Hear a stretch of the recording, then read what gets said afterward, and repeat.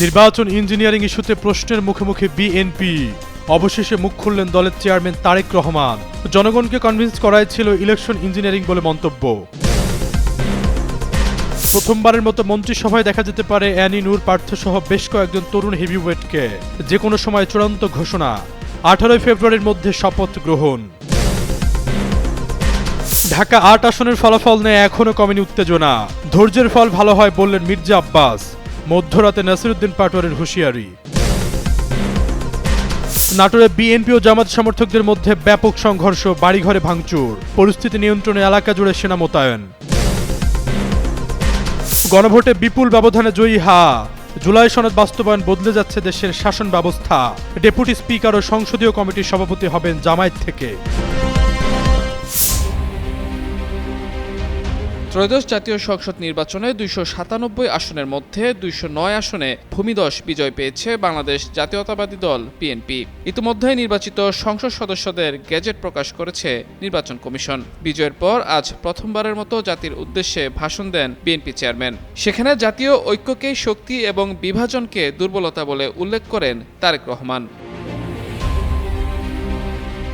শনিবার হোটেল ইন্টারকন্টিনেন্টালে আয়োজিত সংবাদ সম্মেলনে তারেক রহমান বলেন, এবার দেশ গড়ার পালা, সবাইকে দায়িত্বশীল ভূমিকা পালন করতে হবে। তিনি আরও বলেন, ফেসিবাদের রেখে যাওয়া ভঙ্গুর অর্থনীতি, দুর্বল আইনশৃঙ্খলা পরিস্থিতি এবং অকার্যকর সাংবিধানিক প্রতিষ্ঠানসমূহ পুনর্গঠনের মধ্য দিয়েই যাত্রা শুরু করতে হবে। জনগণের রায় পেলে রাষ্ট্র মেরামতের যে রূপরেখা বিএনপি উপস্থাপন করেছিল তা পর্যায়ক্রমে বাস্তবায়ন করা হবে।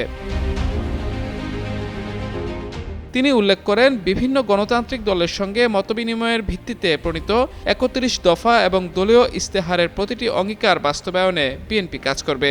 একই সঙ্গে জুলাই সনদে দেয়া নোট অব ডিসেন্ট সহ সংস্কার প্রক্রিয়ায় দল প্রতিশ্রুতিবদ্ধ থাকবে বলেও জানান তিনি। এদিন 200-র বেশি আসন পেতে তারেক রহমানকে নির্বাচনে কোনো ইঞ্জিনিয়ারিং করতে হয়েছে কিনা এমন প্রশ্নের জবাবে তারেক রহমান বলেন, জনগণকে কনভিন্স করায় বিএনপির ইঞ্জিনিয়ারিং। তিনি জানান, বিএনপির ইঞ্জিনিয়ারিং ছিল জনগণকে পক্ষে আনা এবং এতে বিএনপি সফল হয়েছে। সংবাদ সম্মেলনে দুর্নীতি নিয়ন্ত্রণ, আইনশৃঙ্খলা পরিস্থিতির উন্নয়ন এবং জনগণের প্রতি জবাবদিহিতার মাধ্যমে বাংলাদেশকে একটি নিরাপদ, মানবিক ও গণতান্ত্রিক রাষ্ট্র হিসেবে গড়ে তুলতে সবাইকে নিজ নিজ অবস্থান থেকে ভূমিকা রাখার আহ্বান জানান তারেক রহমান। একই সঙ্গে সুষ্ঠু নির্বাচনের জন্য অন্তর্বর্তী সরকার ও নির্বাচন কমিশনকে ধন্যবাদ জানিয়ে সবাইকে ঐক্যবদ্ধভাবে দেশ গড়তে এবং সতর্ক থাকারও আহ্বান জানান বিএনপি চেয়ারম্যান। দীর্ঘ 17 বছর যুক্তরাজ্যে নির্বাসিত জীবন কাটিয়ে গত বছরের ডিসেম্বরের শেষে দেশে ফেরেন তারেক রহমান। ফিরে আসার মাত্র 7 সপ্তাহ পর জাতীয় সংসদ নির্বাচনে জিতে তিনি এখন হতে চলেছেন নতুন বাংলাদেশের প্রধানমন্ত্রী। মাহমুদুর রহমান, যুগান্তর নিউজ।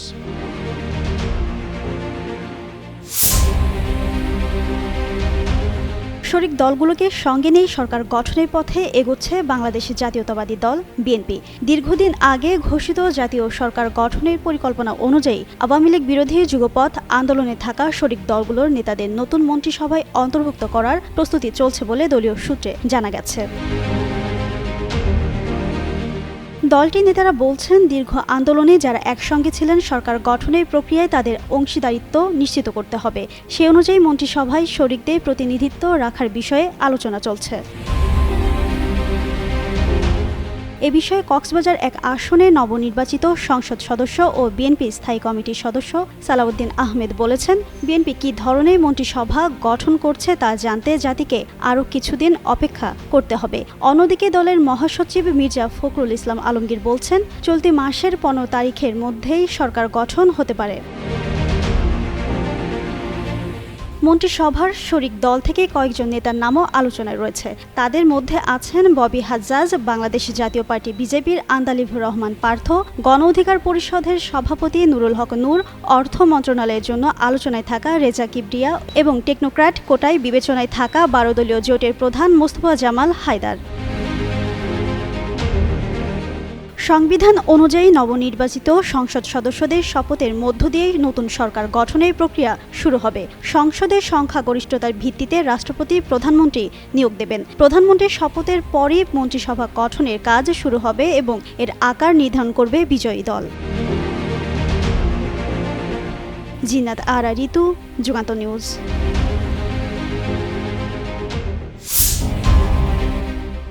জনগণের প্রতি কৃতজ্ঞতা প্রকাশ করে ঢাকা ৮ আসনে জয়ী বিএনপির স্থায়ী কমিটির সদস্য মির্জা আব্বাস বলেছেন, এবারে নির্বাচনে ভোট কেন্দ্রে গিয়ে দীর্ঘক্ষণ অপেক্ষা করে ভোট দিয়েছেন ভোটাররা। তারা আমাকে সমর্থন দিয়েছেন, এজন্য তাদের সবাইকে আন্তরিক শুভেচ্ছা ও ধন্যবাদ। শনিবার দুপুরে নিজের ফেসবুক পেজে একটি ভিডিও প্রকাশ করা হয়। ভিডিওতে কৃতজ্ঞতা জানাতে দেখা যায় তাকে। নিজের ধৈর্যের প্রসঙ্গ টেনে তিনি বলেন, আমি বলেছিলাম আল্লাহ আমার অনেক ধৈর্য পরীক্ষা নিচ্ছেন, শেষ পর্যন্ত প্রমাণ হলো ধৈর্যের ফল ভালো হয়।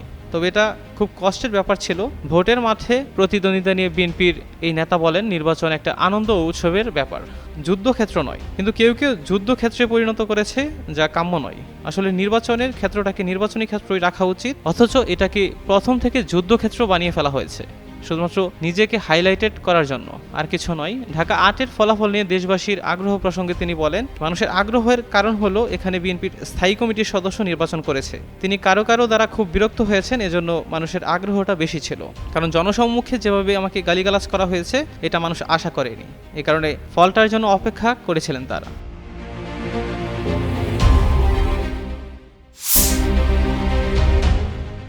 নাটোরের বড়াইগ্রামে বিএনপি ও জামাত সমর্থকদের মধ্যে তুমুল সংঘর্ষের ঘটনা ঘটেছে। এ সময় কয়েক রাউন্ড গুলিবর্ষণ করা হয়। এতে উভয় পক্ষের নেতাকর্মী সহ অন্তত ৬ জন আহত হয়েছেন। শনিবার সকালে উপজেলার ধনাইদহ পূর্বপাড়া এলাকায় এ ঘটনা ঘটে। সংঘর্ষে ৮ নম্বর ওয়ার্ড বিএনপির সভাপতি আসাফ সরকার এবং নগর ইউনিয়ন জামায়াতের আমির হাসিনুর রহমান গুরুতর আহত হন। স্থানীয়রা জানায়, শুক্রবার বিকেলে ধনাইদহ বাজারে নির্বাচন সংক্রান্ত বিরোধকে কেন্দ্র করে জামাত কর্মী সাব্বিরকে মারধর করেন স্থানীয় বিএনপি কর্মীরা। পরে শনিবার সকালে বিএনপি নেতা আসাফ সরকারকে মারধর করেন জামায়াত কর্মীরা। এরই জেরে উভয় পক্ষের নেতাকর্মীরা সংঘর্ষে জড়িয়ে পড়ে। সংঘর্ষ চলাকালে কয়েক রাউন্ড গুলিবর্ষণের ঘটনা ঘটে। এতে নগর ইউনিয়ন জামায়াতের সেক্রেটারি হাসিনুর রহমান সহ অন্তত ৬ জন আহত হন। এ সময় ৫ থেকে ৬টি বাড়িতে ভাঙচুর করা হয়। খবর পেয়ে পুলিশ ঘটনাস্থলে গিয়ে পরিস্থিতি নিয়ন্ত্রণে আনে এবং আহতদের উদ্ধার করে রাজশাহী মেডিকেল কলেজ এবং পাবনার ঈশ্বরদী উপজেলা স্বাস্থ্য কমপ্লেক্সে ভর্তি করে। এদিকে এই সংঘর্ষের জেরে বর্তমানে এলাকায় থমথমে পরিস্থিতি বিরাজ করছে।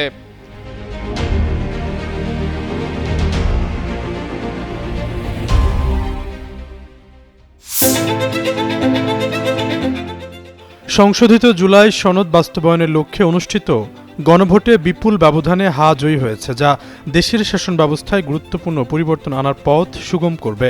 এতে জাতীয় সংসদ দ্বিকক্ষ বিশিষ্ট হবে, বিরোধী দল থেকে ডেপুটি স্পিকার ও সংসদীয় কমিটির সভাপতি নির্বাচিত হবেন এবং নারীদের প্রতিনিধিত্ব বাড়ানো হবে।